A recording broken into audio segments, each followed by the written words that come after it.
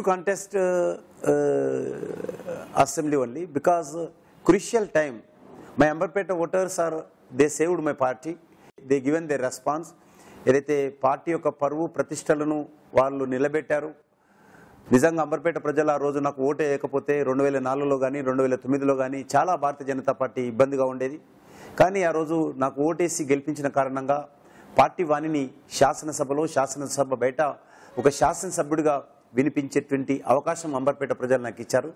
ఇప్పటికి 2 సార్లు రాష్ట్రమంతా ఓడిపోయిన అంబర్పేట ప్రజలు నాకు అండగా మరి ఓటు వేసి గెలిపించారు. కాబట్టి ఈసారి కూడా అంబర్పేట ప్రజలకే సేవ చేయాలి, తద్వారా పార్టీకి మరింత సేవ చేసే అవకాశం ఉంటుందనేటువంటి ఆలోచనతో ఉన్నాం.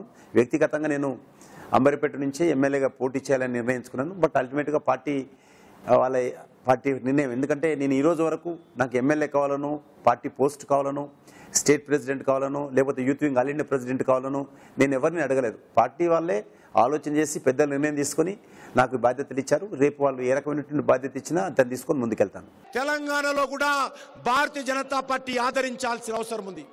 తెలంగాణలో కూడా బీజేపీ బలపడాల్సిన అవసరం ఉంది.